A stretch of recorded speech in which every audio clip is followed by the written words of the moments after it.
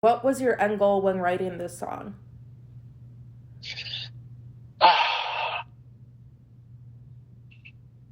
Well, I don't really have end goals. I mean, I wanted to write a big song about America. And I had already, heard songs like This Land Is Your Land, songs like that. And I didn't want to write that kind of a song. I wanted to write something that was completely modern and very new. So I fused politics with rock and roll, and that's how I came up with the initial idea for the concept of the song. You mentioned that the Kennedy assassinations, Dr. King's assassination were some of the events that inspired you. Do you think if those events never happened that this song would have ever come to be what it was? That's a very good question. The answer is no. It wouldn't have. It's all part of that. And the most important thing, and one of the interesting things about the song American Pie, as I see it, I mean, I created it, but it's so long ago that I just sometimes observe it, that it does let young people ask the question, really what happened in those years in the United States? The assassinations, the war in Vietnam, and of course starting with Buddy Holly's death, but that was just a trigger. The song is not about Buddy Holly. The song is about America. And I'll tell you right now that until we get to the bottom of the Kennedy assassination, which we have not, we don't really know what happened in the 1960s and what is happening now. And one of the interesting things is that the government was supposed to release all the information they had left on this Kennedy assassination now 60 years later, and they're still holding things back and redacting things. This means that the government is part of the cover-up, and it's what it's been all along, because the government was involved in the assassination, and that's what they're trying to cover up. So it's become very obvious now that the government is still covering up the assassination by not releasing everything. And you mentioned that the song is not about Buddy Holly, but clearly it is a theme within the song. Was that kind of the starting point, would you say, of all the... Yes, that's the starting point, but it's a narrative. So as a young man, as a kid,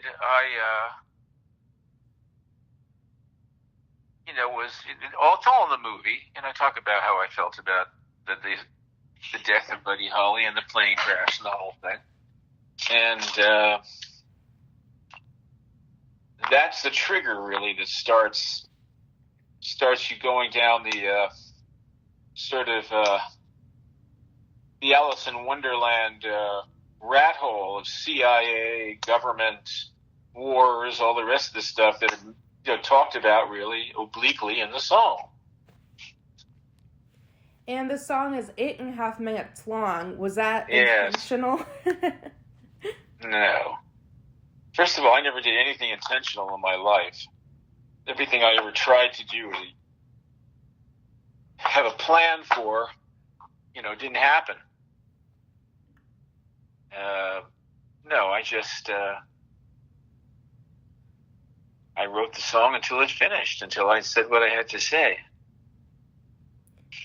And when did you know was the moment that I wrote what I had to say, I've done it?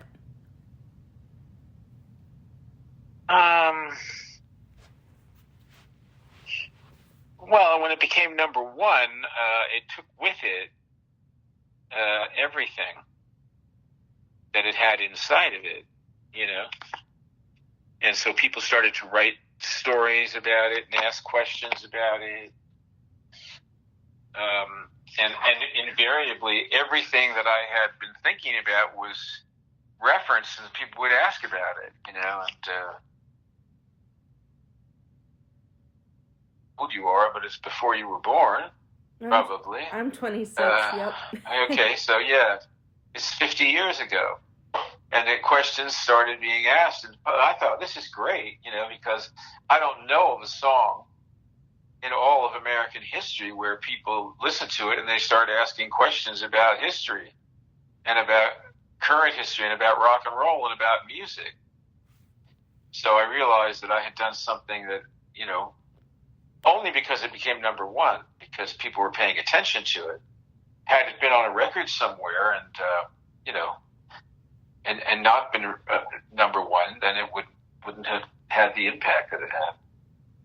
Speaking of impact, do you think 50 years later it would still be popular? No, I didn't. I didn't think I'd be doing this interview 50 years later about it. I'll tell you that. I mean, it's become a huge thing over the years, and really bigger in the last couple of 2 or 3 years since this movie was made and so on. But America is stuck in a rut. I mean, we're still making movies about Marilyn Monroe and Elvis Presley. I mean, give me a break.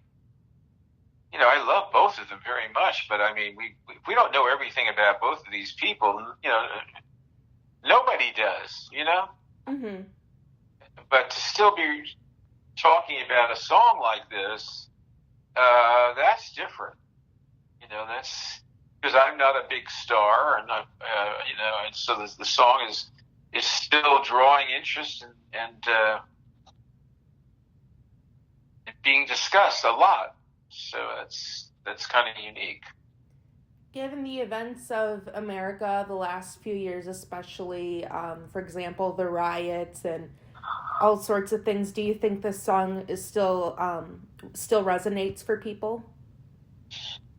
Well, the country is I don't think if Martin Luther King and John Kennedy had not been killed, I don't think we'd have the same country today as we have now.